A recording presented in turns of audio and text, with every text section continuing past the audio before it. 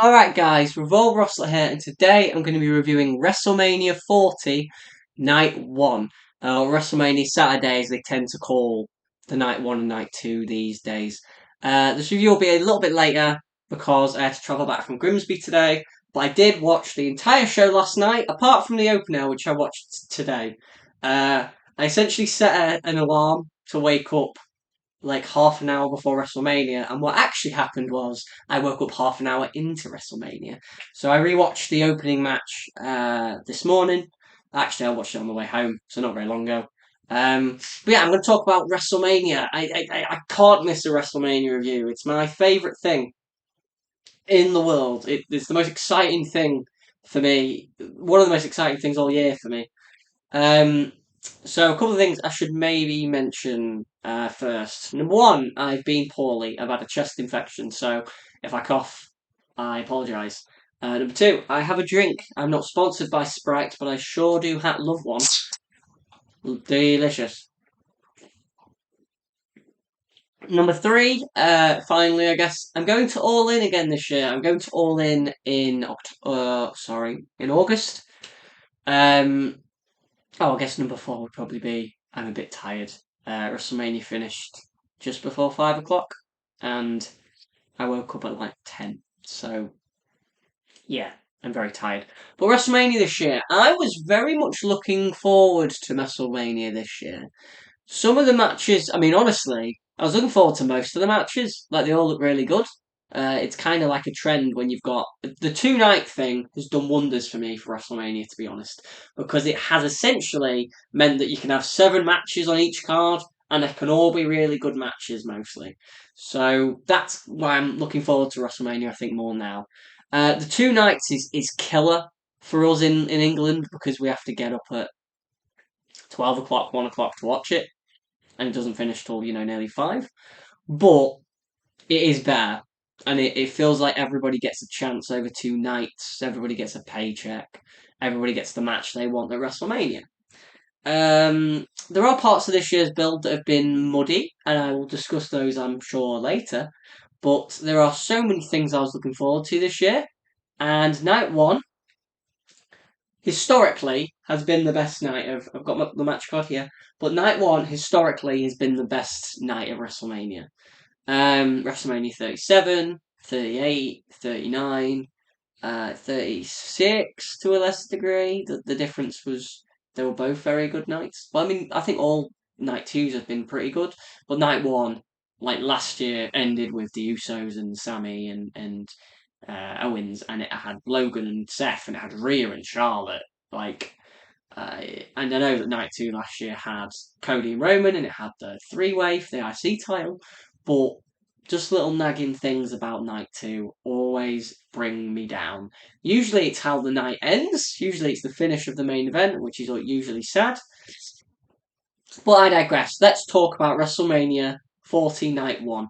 So, the first match on the show, which was the last match I watched, was the Raw Women's. I should probably mention that Triple H came out first and said, "Welcome to WrestleMania." And then they did not sing America the Beautiful. They sung the national anthem. A change. Triple H said this is a new era. And without Vince, I guess it is a new era. And that's a good thing. I would say objectively a good thing that Vince is no longer there. So, first match of the show. Raw Women's. Oh my gosh. WWE World Championship. The champion, the Eradicator, Rhea Ripley, who had got a special entrance this year, she came out with Motionless in White singing her song. Very good. Against Becky Lynch, the man against Manny.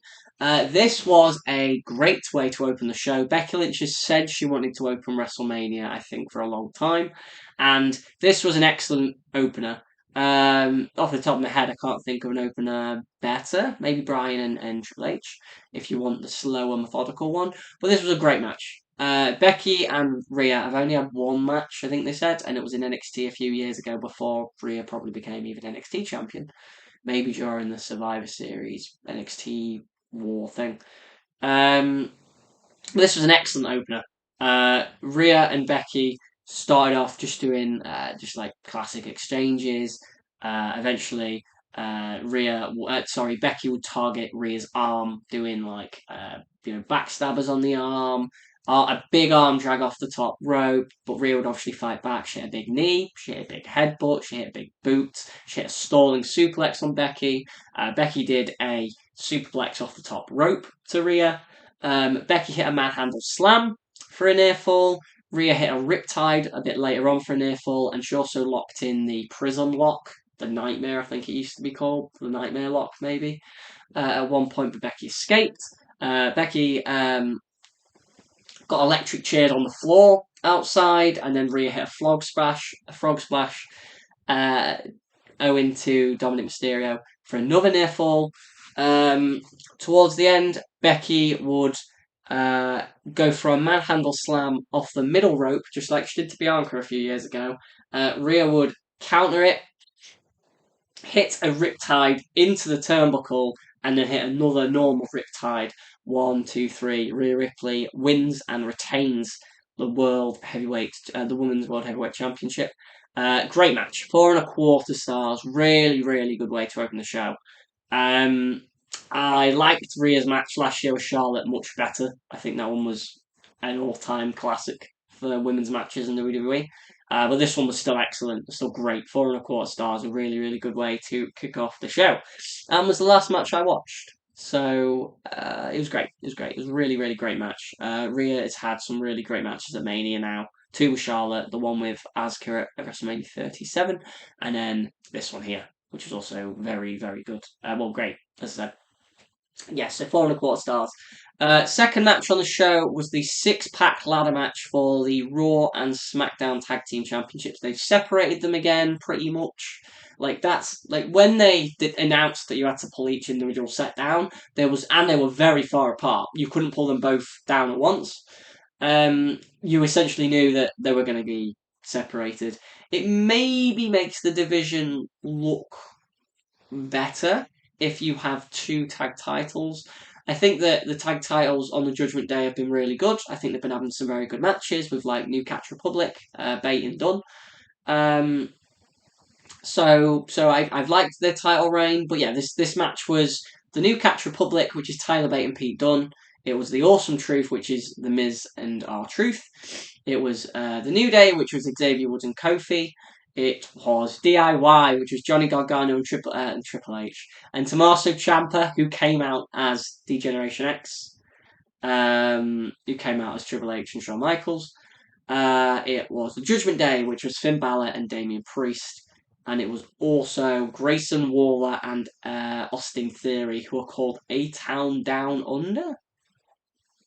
I've heard of worse tag team names. As in a ladder match, like ladder matches at Mania are usually just crazy and chaotic. I didn't think this was that great. I thought it was like pretty safe. There were some really good bits, like the Grayson Waller fell off a ladder to the outside through another ladder, and Ciampa did an air raid crash off a ladder to Xavier Woods. Johnny Gargano did a one final beat DDT off the apron for a table. Like Miz and Truth did a skull crushing finale little Jimmy combo. Priest at one point went for a South of Heaven chokeslam onto Miz off a ladder, but the ladder was broke. Like the bottom legs of the ladder were broke. So he went for it and they both just fell off. He just picked them up and just hit it straight away. Balor didn't really do anything in this match. Like towards the end, JD McDonough came out and he got sent out of the ring through 2 tables. He crashed and landed and burned and died. Dunn and Bate did stereo moonsaults off a ladder down the aisle at one point. That was kind of cool. But yeah, this was like it was pretty good. It never got great for me. The SmackDown Tag Team titles were pulled down first. They were pulled down by Austin Theory and Grayson Waller, who just pushed everyone off the ladders, climbed up, and pulled the belts down. And there was an announcement like Austin Theory and Grayson Waller are the new SmackDown Tag Team Champions. And then the match just continued, and it felt a bit weird. Like, it felt very almost like they'd not really won the belts. So yeah, they pulled down the SmackDown Tag Team titles, and then towards the end of the matchup, R-Truth cleared the ring of Damian Priest and everyone else, and R-Truth climbed up the ladder and he pulled down the Raw Tag Team Championship. So him and Miz, the Awesome Truth, are the Raw Tag Team Champions, and Grayson Waller and Austin Theory, A-Town Down, are the SmackDown Tag Team Champions. R-Truth was the most over person in this match. Not the best, obviously, but he was the most over person in this match. It's kind of cool. Like, it's his first WrestleMania win ever. He's had like 10 matches at Mania, so cool for him. Cool for all these guys getting on the show. Priest and Balor maybe deserved like a proper tag team title match at Mania rather than just everybody in the pool. But yeah, it was nice to get Gargano and Ciampa and Dunn and although Pete Dunne has had a WrestleMania match that lasted a minute. Oh no, he wasn't in it. He was at ringside, but I digress. It was nice to get Dunn, Bate, and Gargano, and the New Day, and Ciampa, and it's just good to get everyone on the show, but it wasn't a great ladder match. I'm going to give it 3.5 stars. It never got to that great level for me, and I tend to be quite lenient with Mania ladder matches because of the spectacle and stuff. There were some great spots. The one final beat through the table was my favourite spot. And Grayson Waller and JD McDonough dying as well. That was good. But yeah, not the greatest ladder match in the world, but still pretty good. 3.5 stars. The third match on the show was the Luchador tag team matchup. It was Dominic Mysterio and Santos Escobar, accompanied by Berto, Angel and Elektra Lopez, against Rey Mysterio, Andrade, accompanied by Carlito, Zelina Vega, Joaquin Wilde, and Cruz del Toro. And this was like, I actually thought this could be great. It only got 10 minutes, so it was pretty good. But it never got great. But it was pretty good. Like the transitions were really good, like all the lucha stuff. Andrade and Rey so Andrade put Rey on his shoulders and they did like a double crossbody to the outside to Dom and Santos, which was really good. Well, then Santos and Dom would end up taking over and controlling a lot of the matchup. And eventually, towards the end, it just became everybody getting involved. So Zelina Vega did a moonsault onto Elektra Lopez on the outside of the ring and caught her with her foot on her head. And Elektra Lopez immediately started holding her head. I was like, ooh, I hope she didn't give a concussion or something. And then Joaquin Wilde did a massive springboard to the outside on everybody. Carlito did nothing. Berto and Angel did dives, and Cruz del Toro did a dive.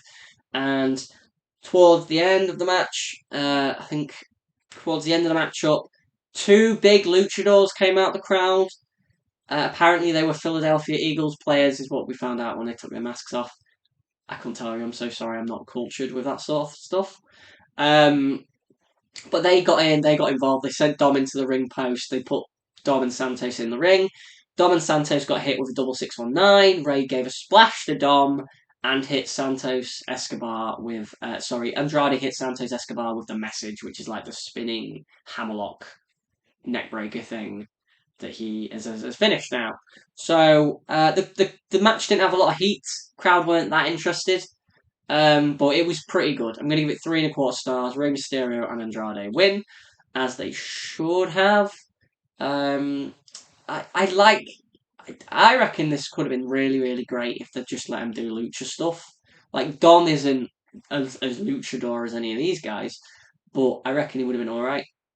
So, pretty good. I'm going to give it 3.25 stars. Pretty good. Not as good as the ladder match, but still pretty good.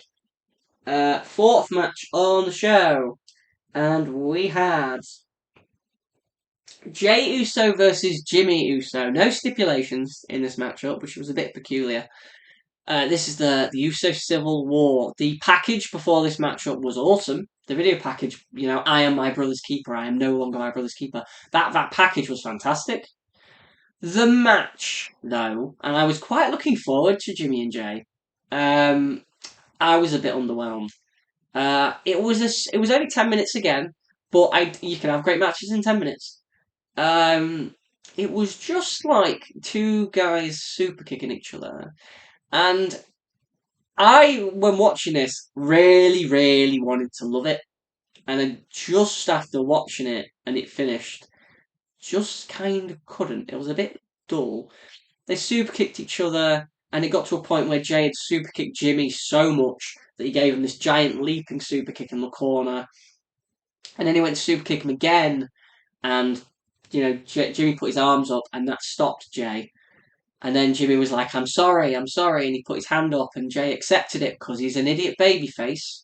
If he'd have lost this, I'd have given this like a dud. Genuinely, I hate it when babyfaces are that stupid. And so Jimmy hit him with a super kick, hit him with a splash, and he kicked out. And eventually what happened is he picked Jay up, Jay hit him with a spear, hit him with a spinning superfly splash, an Uso splash, sorry, off the top, and he pinned him. It was like 10 minutes, and it was just kind of 10 minutes of super kicks and Samoan drops, and it wasn't great. I'm going to give it 2 3/4 stars, because it wasn't technically wrestled bad. Like, 2 3/4 stars, but it was probably the dullest thing on the show, and I had quite high expectations for Jimmy and Jay. I think it's because they're so good as a tag team. And Jay has been really, really good as a singles competitor. But yeah, I was a little bit underwhelmed by this match. 2 3/4 stars. It was maybe the worst thing on the show. The next match was the 6 women's tag team matchup between Damage Control, being represented by Dakota Kai, Asuka and Kairi Sane. Asuka and Kairi got a cool, like, Japanese fangirl entrance. It's kind of cool. And they were against Naomi, Jade Cargill, and Bianca Belair, one of my favourite WWE women's wrestlers of all time. They got a cool entrance as well, where they came down from like an elevator together. They had cool outfits. Jade's new attire, or Jade's look, I'm not a fan of. I think the way Jade Cargill looked in AEW was perfect. In fact, the way she looked at the Rumble was fine. This look here wasn't a big fan of. The hair, the face paint down the body didn't really get. But essentially, so this was a six women's tag, and it was kind of like the Damage Control 6 women's tag last year. Maybe about as good, to be honest. It was essentially they got the heat on Naomi after Naomi did a few things. They got the heat on Naomi. Naomi made a hot tag to Bianca. Bianca did a few things like a moonsault onto all 3 women. The rebound moonsault onto all 3 women, which was kind of cool. And then, um, it's essentially about Bianca getting the hot tag to Jade Cargill, and eventually she did, and Jade came in the ring, and she killed everyone, like choke slams and shoulder tackles and all that sort of good stuff. And in the end, Naomi hit a bubble bomb on Kairi. Bianca gave a KOD to Asuka, and then Jade hit Jaded on Dakota Kai. And, she pinned her, 1, 2, 3. Jade wins her proper debut, because obviously she was at the Rumble, but this is like a proper debut pinfall singles match. Even though it was a 6-man tag. But, it was decent. It was probably about as good as the Usos match, realistically. Like 2 3/4 stars. Nobody looked bad. This was probably the best way to have Jade again. Like, Jade is still green, and maybe AEW showcased her too much. Gave her too many long matches. Sometimes the shorter Jade matches are actually better, because she's just like a Goldberg. She's got really, really good. She's a star. She's got great facials. She's got a great look. She's a great presence, and she's detestable. I think she'll eventually be a heel, I imagine. The Bianca Jade match I am kind of interested in. I'd like to see that at SummerSlam, maybe. Yeah, this was decent. 2 3/4 stars. Jade's debut was okay.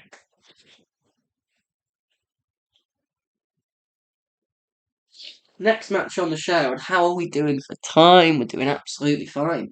The next match on the show was probably my most anticipated match of the weekend, maybe apart from Cody and Roman.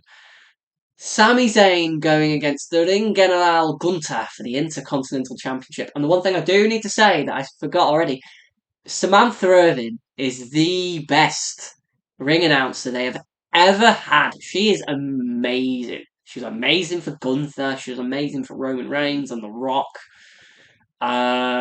She's amazing. She's absolutely brilliant. Sami Zayn and Gunther. I think originally this may have been Chad Gable. It may have been changed. It may have been Brock Lesnar. But when Sami got the chance, when it was announced that it was going to be Sami and Gunther, very excited. Very excited. I love Gunther killing little people. I love Walter killing little people. Tyler Bate, Ilya Dragunov, Pete Dunne. Uh, I love him killing little people. It's fantastic. And we had the Chad Gable match. We haven't had a WrestleMania match or like a big pay per view match where he's really killed like a big Mustafa Ali and Riddle and a few and Gable. But this was the one where I was like, oh, this is going to be close to the Dragunov and the Pete Dunne matches because it's just going to be pale Sami, all red, getting killed by Gunther. And before the match, Sami was backstage with his wife and his son, and he's told his son he doesn't want him to be out there. And his son said, "Can I watch it on the monitor backstage?" And it was very cute. And then Sami saw Chad Gable, and Chad Gable said, "I'm not going to be out there because you can do it." And he went to the back and he went through the gorilla position, and I was so excited for this match watching this one long take. It was a long take from Sami's family to Chad Gable to all the way through the gorilla, and he was psyched up through the gorilla. And who does he see in the gorilla position but Kevin Owens, who gives him a hug and tells him to go and do it. Sami Zayn comes out, doesn't get a special entrance or anything, and then Gunther's music hits, and Pat McAfee goes, "Oh no!" And the ring general comes to the ring, and Samantha Irvin beautifully announces him, and I knew it was like we're in for a Gunther match. And Sami came out of the gate much faster than Gunther. Sami came out with chops to Gunther, and he kept avoiding his chop for a little bit, just chopping the chest of Gunther, dodging. And then Gunther would chop Sami to death. And Gunther just was like walking off Sami's chops, and he chopped him to death. And he did the thing where he puts him on the top rope, slaps him, puts the foot on the neck and hangs him over the top rope, and he's just killing poor Sami. German suplex is how he got back in the match, Gunther. And Sami would get a little rally, hit a half and half suplex, and then another half and half suplex. He hit an exploder suplex as well into the corner, as he usually does. Went for the blue thunder bomb, but Gunther was just escaping it and chopping Sami down. Gunther hit a powerbomb for a near fall. He then hit a powerbomb and then another powerbomb for a near fall. He hit a powerbomb, lifted him up just like Brock used to do, gave him another powerbomb. That was a near fall, and then he starts mocking Sami's wife at ringside. And while Gunther gave Sami a big boot in the corner, but as he went back to the other corner, Sami followed him, gave him a haluva kick, fell into the pin, and Gunther kicked out. And at that point, I was like, Sami's not going to win the title. Sami's not going to beat the Ring General. And then Gunther just started killing him. Massive lariat. Powerbomb. Didn't pin him. Powerbomb. Didn't pin him. Goes up top. Hits a big splash. Doesn't pin him. Goes to go up top again. And Sami catches him with a haluva kick as he's on the top rope. And then he picks Gunther up on the top rope and hits him with a brainbuster. I couldn't believe it. He hit him with a brainbuster. We've not seen that yet in WWE. I'm pretty sure we've had it teased in like the Nakamura match in Dallas, but he hit him with a brainbuster and he fell to the floor, Gunther, and he rolled to the other corner, and Sami gave him a haluva kick, and then he put him back in the corner and he gave him a haluva kick again, and he fell on top of Gunther, and the referee counted 1, 2, 3. Sami vanquished the Ring General here at WrestleMania. And that's kind of why you watch Gunther matches. For that moment of someone beating him. The Dragunov match, I will never forget because of how protected Gunther was before that, apart from the Survivor Series match. The 2019 Survivor Series thing with Drew McIntyre. This is the first time Gunther's been pinned on the main roster. And it was a big deal. It was at WrestleMania. It was for the title. It was maybe the right person. Sami Zayn has been so good the last few years, like the WrestleMania main event last year, the story, the bloodline, and even this year when he was held the belts, maybe it wasn't that entertaining, but they sure had some great matches. And he went out the ring and he kissed his wife, and nobody could believe it as the biggest upset in Mania history, Michael Cole said. Sami Zayn beat Gunther and won the Intercontinental Championship, his 4th Intercontinental Championship, when nobody thought he would. Outstanding storytelling. I thought it was only 15 minutes, but just like the Intercontinental title match last year, that one was better, I will say. That one was unbelievable, like I'll never forget that three-way. But this was still excellent. This was a 4.5 star, absolutely brilliant, emotional match that essentially wasn't about the moves. And there wasn't that many moves. There was Germans and half and halves and power bombs and splashes and clotheslines and chops and all that. But in the end, it was all about the emotion of Sami Zayn keeping fighting. It's the bit where Gunther goes up for the second splash and Sami is pounding the mat and getting himself up and getting the crowd into the match, because they weren't into the match completely until Sami started fighting back. And when he won, the crowd loved it. And it was fantastic. 4.5 stars. I thought that was an excellent IC title match. It's not Gunther's best match in WWE, naturally, but it is pretty awesome. I think the guy's got so many bangers that I'm not going to hold a 4.5 star match against him. It never really got to being a 5 star match. I never even considered it, but it was excellent. Really excellent stuff. I do not want to take away that it wasn't a 5 star match just because I wanted it to be a 5 star match. So yeah, excellent. 4.5 stars. Best thing on the show so far. And then we went into the main event. Roman Reigns and the final boss, The Rock, against Seth Rollins, the World Heavyweight Champion, and the Royal Rumble winner, Cody Rhodes. If the Bloodline win, then it's Bloodline rules for the main event of WrestleMania tonight. If Rollins and Rhodes won, then it was Bloodline free. Okay, there's a lot to unpack here. So, the build to this, as I was mentioning earlier, was a bit muddy. I preferred the build to Roman and Cody last year because it was just Roman and Cody. Cody had a dream, and it was to be the champion, and it was to fulfill his dad's legacy or destiny. And he had great promos with Heyman. He had great promo with Reigns. He was terrific last year. His promos are excellent anyway, Cody. And this year, with The Rock involved, I was less excited, truthfully. I was less excited for the match tomorrow night, even though I'm 99% sure Cody will win. But I was 99% sure he would win last year, so there is that kind of suspense.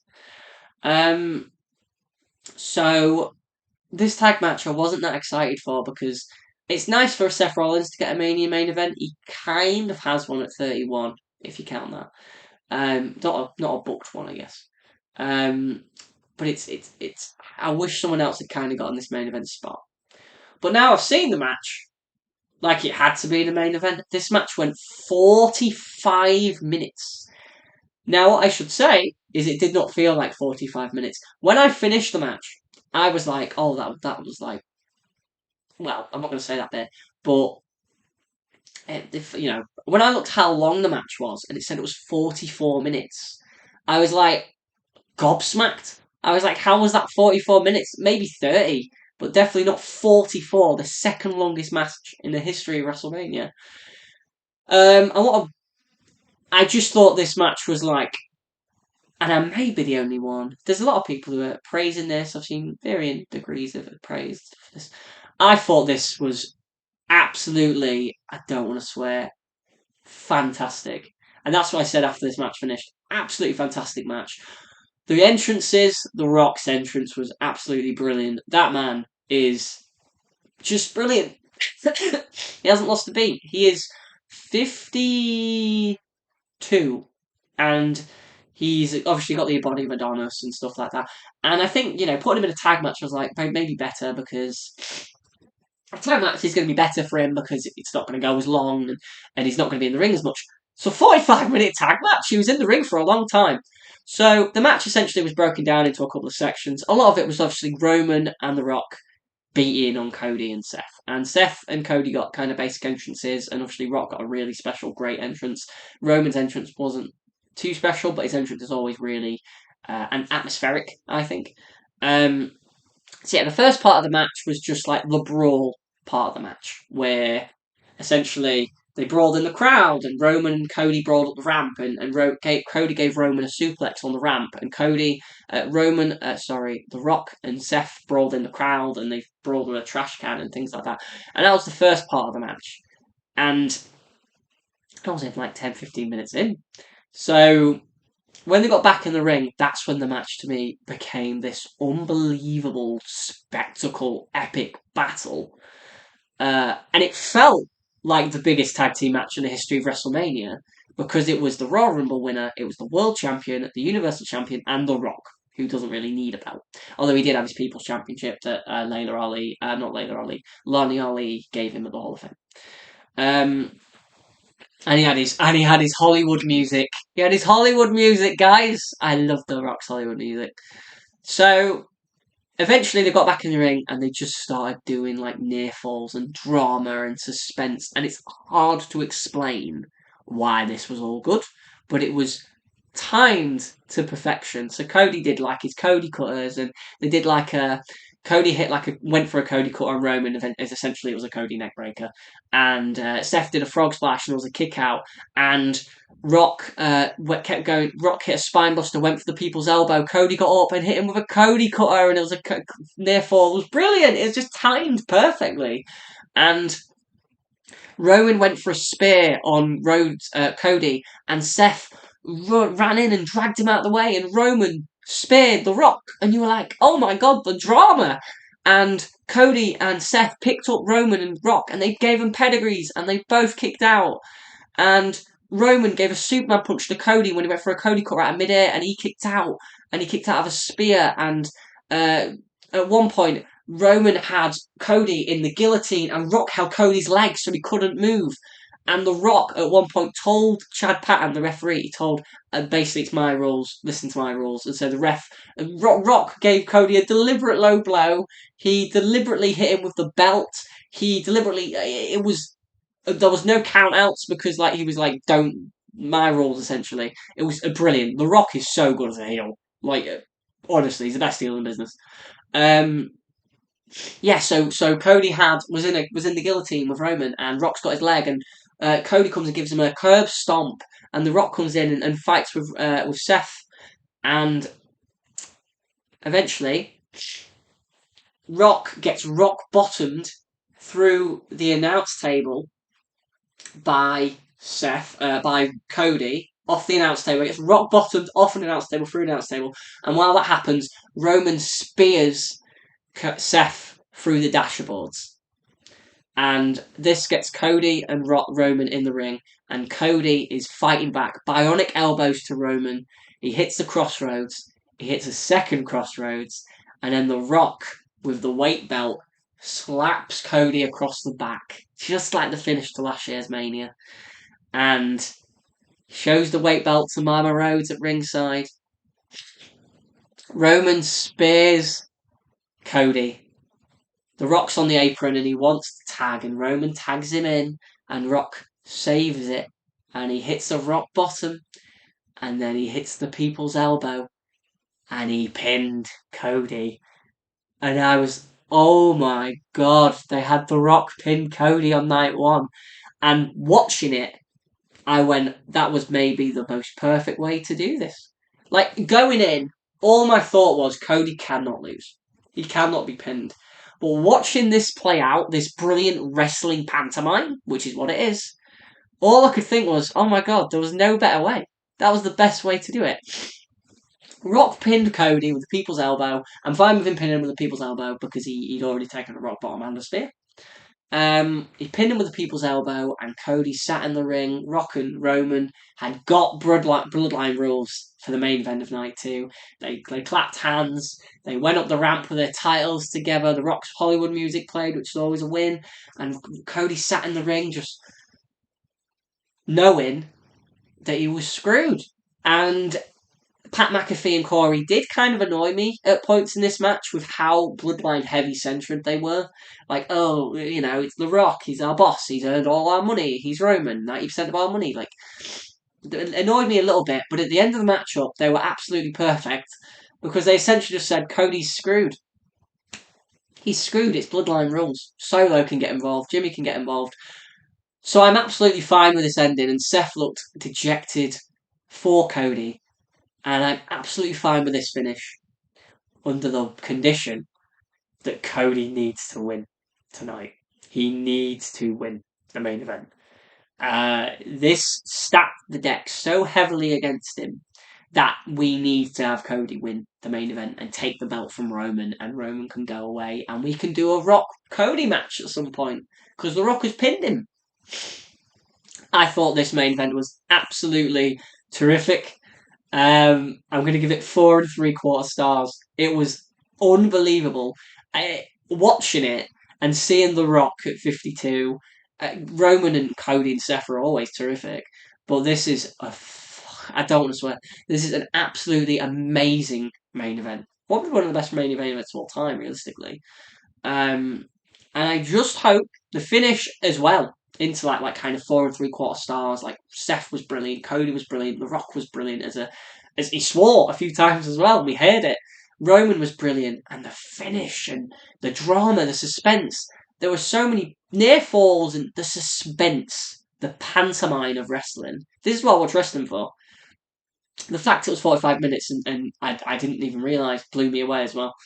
My friend literally texted me before the match started and said this isn't going long. And then at the end of the match he said that went 44 minutes.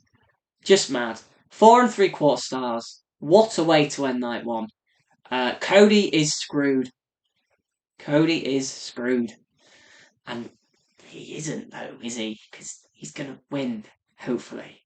They can do it where Solo and Jimmy and The Rock and Heyman and everyone's out there, and then Jay comes out, and Owens comes out, and Sami comes out, and Seth comes out after he's maybe lost the title to Drew McIntyre, and all these people come out to help Cody overthrow the bloodline and win the title. If that is the way night 2 finishes, this will have been, I think, the best 2-part story, and it may have been better than last year's, just based on how this main event went. I'm so high on this main event. I don't know if it's a match I'll probably watch a lot, because it's 45 minutes, but, God, it was so good. 4 3/4 stars, that's how you end WrestleMania Night 1.